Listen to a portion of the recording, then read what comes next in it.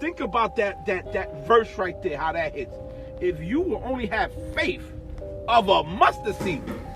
Hey guys, welcome to my channel. My name is Ombe, and for today's video, instead of singing, I decided to do a get to know me video.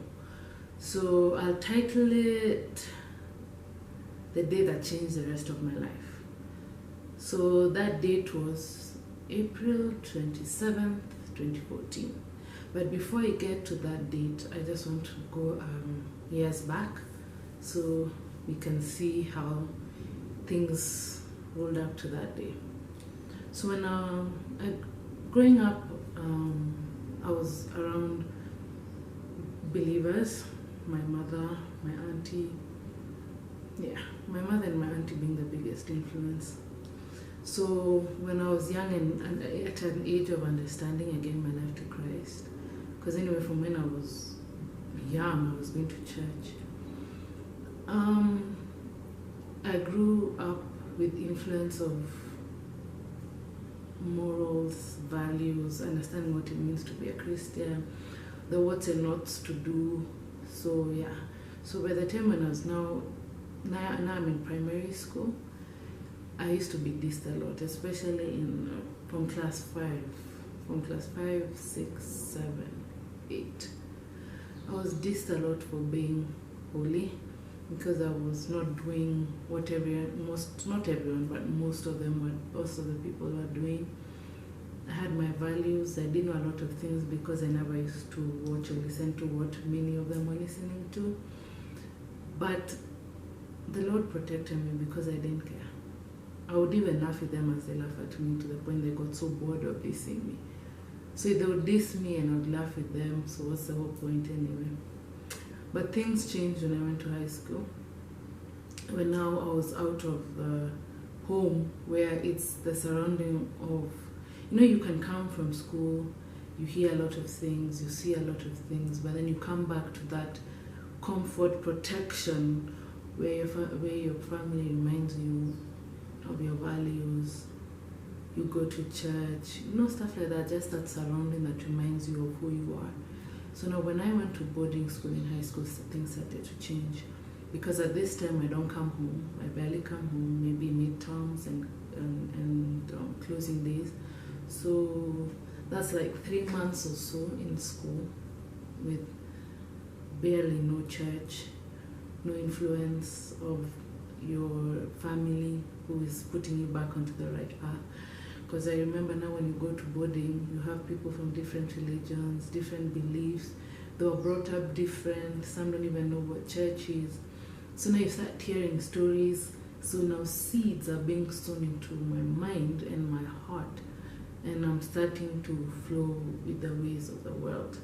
To the point now I almost don't want anything to do with church. Because I remember when I was in around Form 3 going to Form 4 or Form 4, I even stopped going to church, because you have church services. We used to have church services in the dining hall.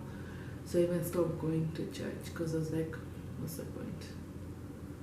Did I believe Jesus is Lord? Yes.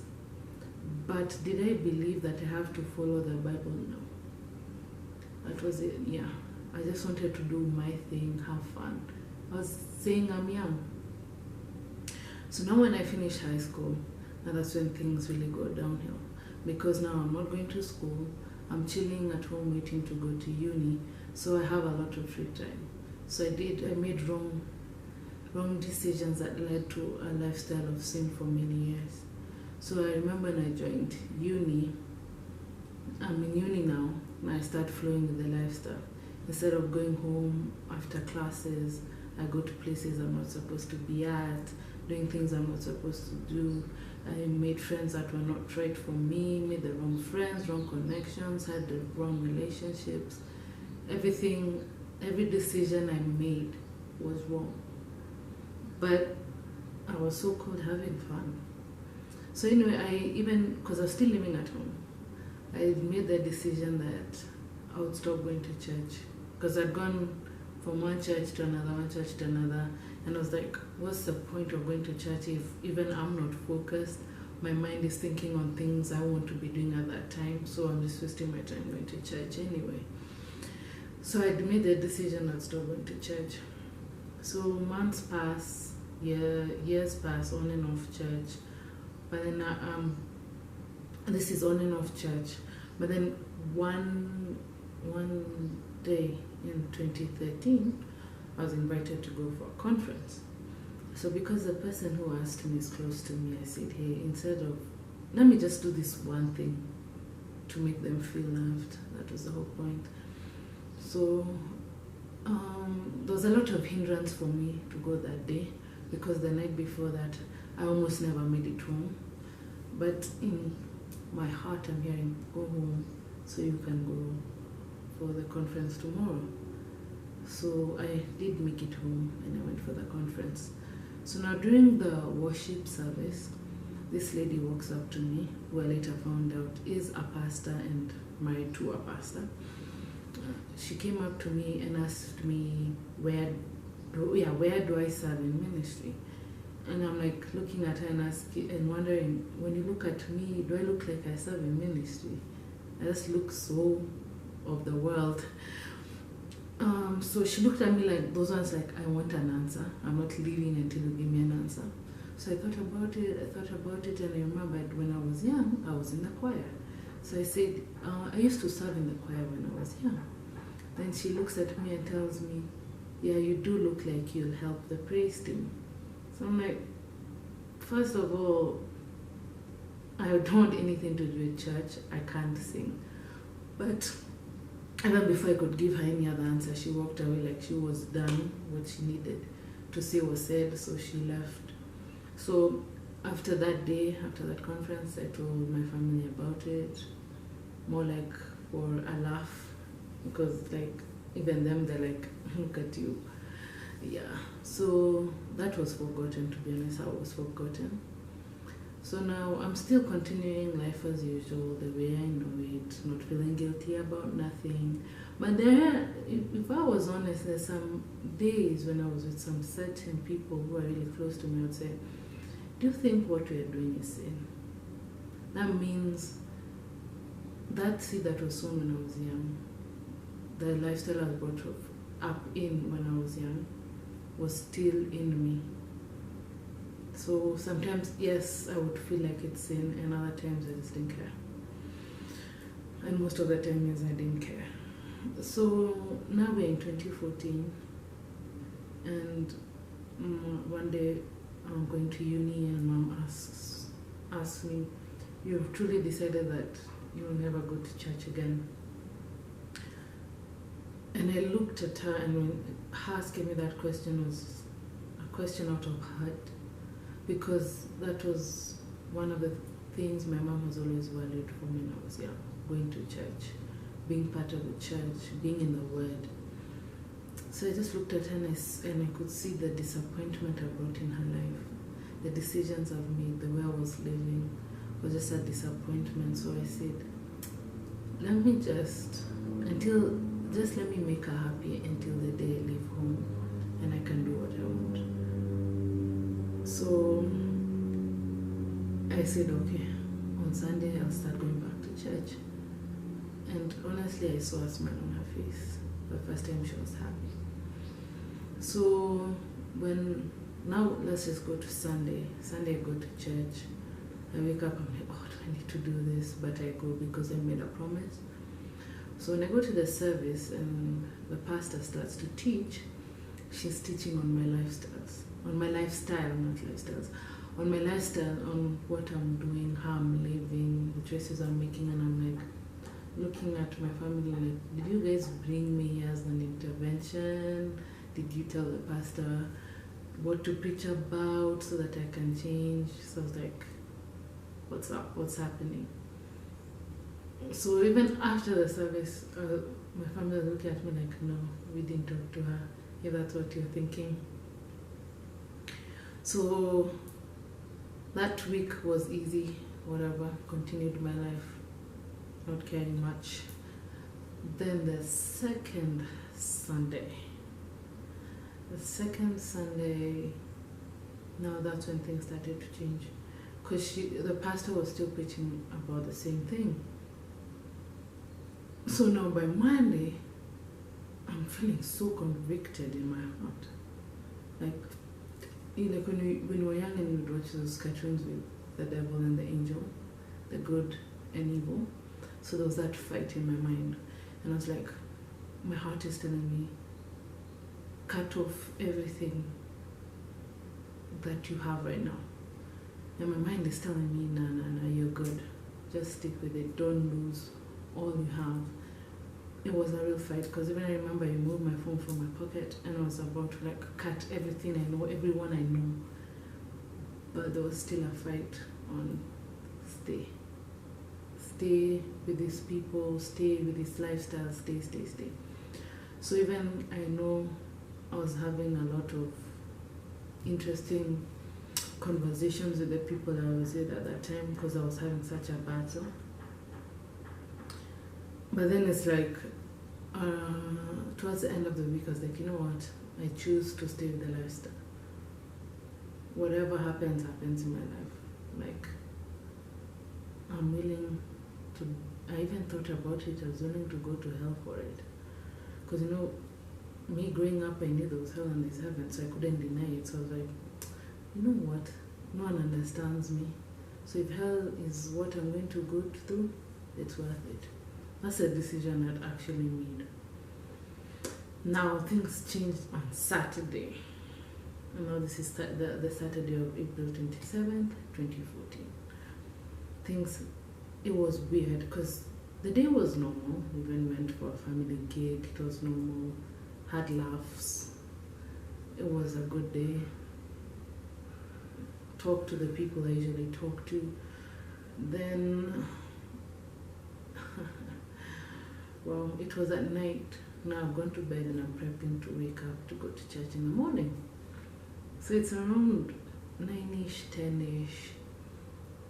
And all of a sudden, it's not an audible voice. I'm not saying it's an audible voice. But in my heart, I could hear God speak to me.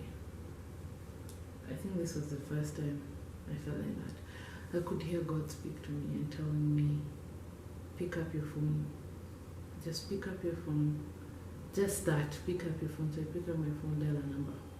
So God makes me end whatever, all the things, the decisions I'd made. But when I'm doing it, I'm fighting. Okay, I'm fighting. It's a fight. It's a fight. Because I'm like, my mind's telling me, what are you doing? You're good. What are you doing? God is telling me, no. So as I'm having this fight, God shows me hell. And it's not an out-of-body experience that I came out of my body and went to hell, no, nothing like that. It's just, it's like I saw slideshow glimpses of hell. And what I saw was a lonely place, because one of the things I feared most and one of the things I went through was loneliness. So God is showing me, is this the life you want? This fire, brimstone place, heat place with just loneliness. Just a lonely place. And even after watching other people's experiences of hell, not all are legit, but some are, you see people talk about how you're alone. It's like when you go to hell alone, you can hear people scream, but you have no contact with anyone. Because if you think about it, even though you don't believe in those hell experiences, or even the heaven ones, but if you think about it, God created relationships, God created love, God created comfort, God created friendship, God created all things good. So now hell is the opposite of that. So of course there's no relationships in hell, there's no love in hell, there's no fellowship in hell, there's no togetherness in hell, so you're alone. So this thing of how people say that hell is one big party, and I was guilty of once saying that, it's a deception of the devil. You're going to, not you, but one goes to hell and is alone for eternity. Anyway, so that's what God showed me, and I just made up the decision. And I just said, you know what? this is it. I end everything I've done, every decision I've made, everything I have built, basically. I just let it go. I chose to believe God and know that He'll take care of me. When I surrender all this, He'll show me a new life. That's what I knew. So I just went on my knees nights around 3 a.m. From 10, remember this is from 10, so that fight was for real. So this is around 3 a.m. I'm on my knees and I'm bawling. I'm just crying and I'm crying and I'm crying. And Jesus came into my heart. And I started to repent about every single thing I have done. Almost everything. I think I said everything, yeah. And when I stopped crying, I just felt this thing lift out of me. And I saw a demon go straight to hell. Yeah. It's not trying to scare you, but yeah, I'm just telling you my experience. So before I closed my eyes to sleep, because I knew I had like 3 hours, no, not 3 hours, sorry, 5 hours, I just said, Father, thank you that tomorrow's service will be the most exciting service that I've ever been to. Thank you, Father, that the keyboardists and the praise team sing songs of praises that I'll be able to dance. Because I don't think, from when I was young, I don't think I ever danced in church. Yeah. So I slept and then I wake up in the morning and I'm like, oh, hallelujah. Everything is so fresh and new. The sky is so blue. The sun is shining so bright. The birds are singing. As in for real, that's how I felt. I felt like I had just landed on earth and everything was just so new. I looked at my surroundings. I hated what was on my wall. I hated what was in my wardrobes. I just hated everything. So even picking an outfit for church, I remember it was like, oh my gosh, who was this foolish person who made the decisions on her fashion choice? Yeah, as in I was a new person when I woke up. So go to church. Oh man, it was exciting. God fulfilled the desires of my heart. I danced for long. It was fun. It was a song of praises, and usually in that church, which is now my church, we sing a lot of worship, so there was a lot of praise. So we danced. It was so much fun. It was exciting. People could see the smile on my face because I was always so serious. So now after the service, I tell my mother that I would like to talk to her. Only to find out she actually thought I was going to tell her something even worse. So when we took a walk, I told her that I gave my life to Christ, and she was so happy. I think that's the happiest I've ever seen her. Yeah, she was so happy. And from that day, things changed. So about a month, now I'll talk about how I went into singing, because that's what I started my YouTube channel with, singing. I went into singing. About a month, I'm not very sure on how long it took, but I think about a month. I went to the pastor and said, God has been speaking to my heart to join the praise team. And at this time I knew I can't sing. I think the last time I could sing was about high school. That's about it, Form 1.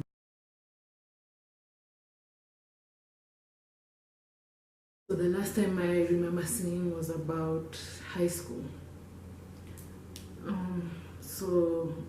And that was Form 1. So when God is telling me to join the praise team, it's not like I can sing. But I just had this thing in my heart, join the praise team. So yeah, I got the opportunity to join the praise team. And when I did, I remember my voice was never put high up. It was actually low, barely heard. So that's how I started, because my voice was not good. Ooh, it was not good at all. So now, months pass, years pass, my voice is low. So it was around 2017 when things started to change. I noticed my voice was more audible. Now I could blend with the team. And mind you, at this time I've been very consistent, been there for all practices, listened to the songs we needed to listen to practice. I was just consistent. Did the vocal training, what, practiced it at home. Not all the time, but I did. Then 2018, I got to lead a song in the service for the first time ever. Yani, I was given the lead. Yani, I was to lead the team to sing the song. And it was, I'm no longer a slave to fear. I remember I was so anxious, but then when I started, I was so excited. Ooh, it was exciting. I had so much fun. Anyway, yeah, so it's the first time I led. Then from then on, my voice was high. So now, we blend as one, yes, but my voice is audible. Thank God for that. So yeah, from then on, I've been leading songs in the service quite a number of times. Easter, I got to lead 3 songs now, which is exciting. Especially forever He is glorified. That was fun. Yeah, and then now that's how I became an alto in my praise team of the church. And guys, remember in 2013, what did that pastor, the lady pastor, say? You look like you'll help the team. And that's what exactly I have done, helped the team. So yeah, God is wonderful. So now, that's about now singing. Now, even when it comes to other things in ministry, I serve in the School of Faith Bible Institute, and I'm a 5th year student. So I help in administrating in the school, and I'm also a student at the same time. So yeah, it's a 5-year course, and I started that in 2015. Yes, 2015, 2014 November. Yeah, 2014 November, because I finished in 2020. Yeah, I finished in 2020. So 2014 November is when I joined School of Faith, and it has changed my life. I've understood how to walk in faith, how faith works, what is faith, and how to believe God for something and it manifests.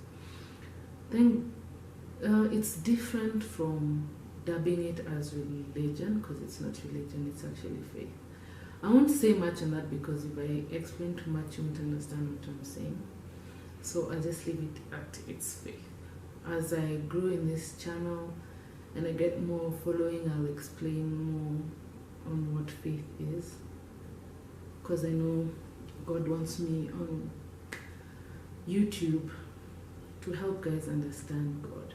Many of us are Christians but don't really understand God like He'd like us to do. So I know He will use me to do that.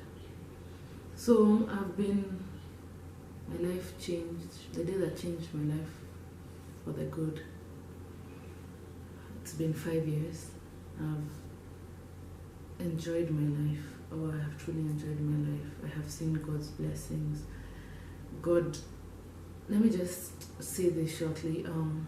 If I hadn't given my life to Christ, I wouldn't have graduated uni, because my former lifestyle, I was lazy. I never used to read for exams. I barely went to class, so I was failing. My grades were failing, and I had one last chance in the uni to pass. So I remember even the school registrar had called me to his office, and he had told me that you have actually passed the 4 warnings that we give students. Is it 4 or 3? I'm not very sure. That we give students so they can up their grades to stay. So it's time for you. You only have 2 options. Either you start again from 1st year, or you just discontinue and go to another uni. So I'm looking at it. I was almost in tears. Then I remembered, hey, Mberry, you serve a living God. So I just said under my breath, Father, I just said under my breath, Father, I am a new creation. Help me. So the guy looked up because he was looking at some files, he was looking at my documents, and he just looked up and he said, but you know what? I will give you one last chance. If you pass this semester with a 2-point-something GPA, you will continue. I was like, oh, praise the Lord. And at this time I knew I got saved 2 weeks before the exam. Before the exams. So that means I failed my assignments, I failed my cards, most of them. So this story is actually a testimony. So yeah, I failed my assignments and I failed my cards. So the only way I'm going to pass this is actually passing my end exams plus, not minus, plus faith in God, because just passing these exams in itself was not going to boost up my marks at all, because usually assignment plus cards was what, 70 or 60% depending on the class, and 30% was the final exams. So yeah, you just do the math. So I sat for the exams. I actually read for the first time. I sat for the exams and I was like, every paper that would come out, say, Father, I believe, I used to pray over it. Father, I believe I am the head and not the tail. Father, I believe that you bless the work of my hands, because I put in work. Father, I believe you bless the work of my hands. Father, thank you that because you are in me and I am in you, I shall succeed. That the Holy Spirit brings all things to remembrance. I used to declare that for every paper I sat for, every paper. Man, I would remember everything I read for. So now it's time for the results to come out, and I'm waiting on the verdict. And then I get the results. I look at it, I look back, I look at it again, I look back, I look at it again, and then I start to just praise God, because not only had I gotten the marks the register had told me, God added like a lot on top of it. Till this day, I do believe angels marked my papers. I passed and I graduated uni. So God has done marvelous things in my life. He's given me wisdom to start a career path. He's given me wisdom to do so many decisions in my life. He's given me wisdom. So guys, for today's video, I'll leave it at that, and I'll come back with another video.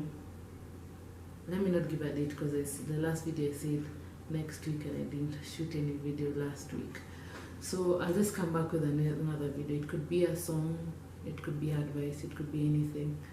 You just tell a friend to tell a friend to watch my videos and get ready for some good content. So guys, until next time, peace.